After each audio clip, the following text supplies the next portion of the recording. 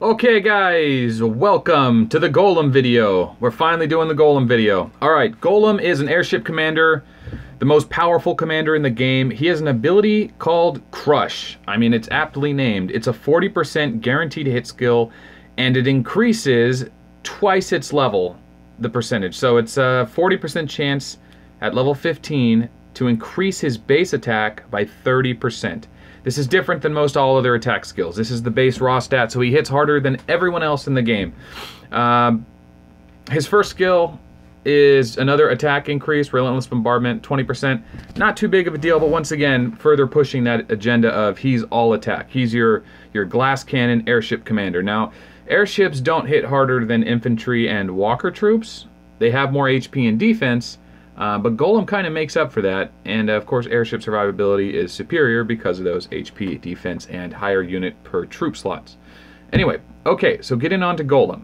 Golem starts off as an A-class commander. You get him during an event, and you get him out of the release 10 in the warp gate. You have a 10% chance to get him, and when you get him, he looks more like this, but he doesn't have that sweet set of glasses, and I think he has more of a buzz cut, more of a military look.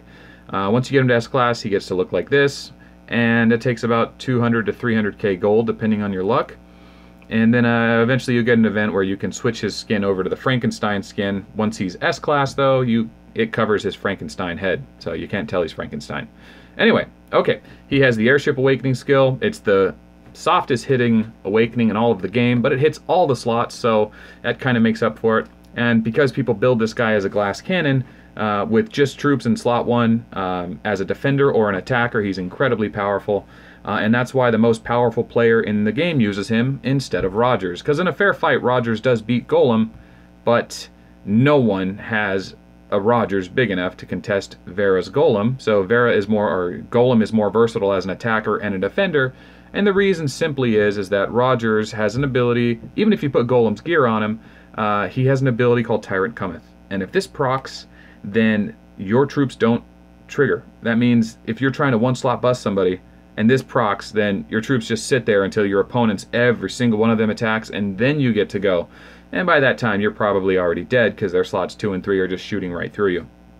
So that's why Rogers is not the best or best hybrid commander, and Golem is. And that's why Golem is the biggest commander in the game right now. Compliments of Vera, and let's show a picture. There we go.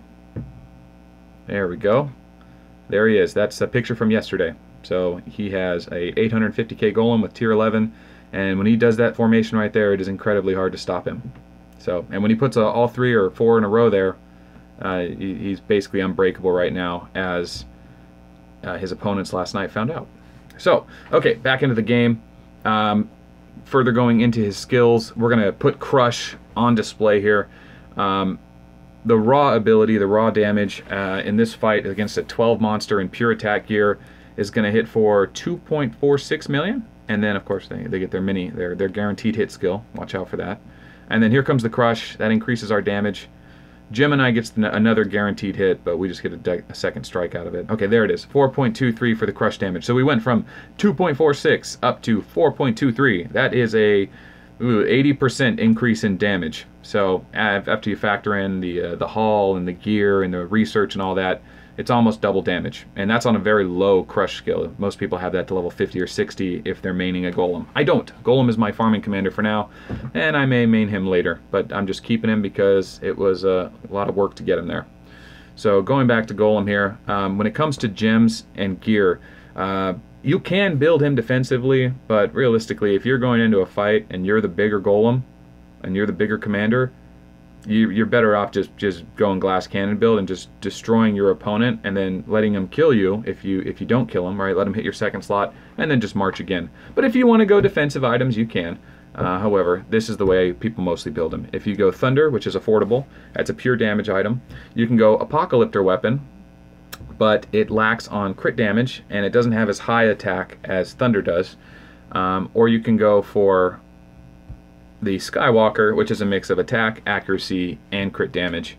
For your Thalmus, I have Abyss is good. It's kind of halfway between free to play and not, because you can get it through the Ace event just by getting enough Ace medals, and then when the item comes around, you can buy it with Ace medals.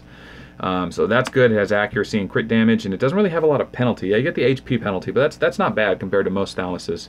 For pants, you can go Magiwell for crit damage, right? More of a glass cannon build.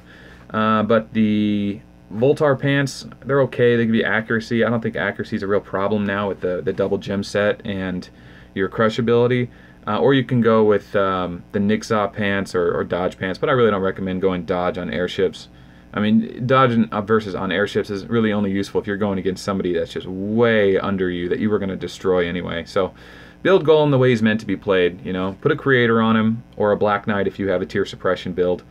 And yeah, go with the defense and HP on the chest. And then for gems, you'll see it here. Scorpio and Gemini is just fine.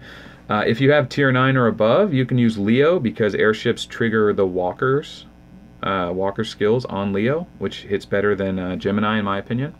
Or you can even use Taurus. I think Taurus hits better than the Gemini.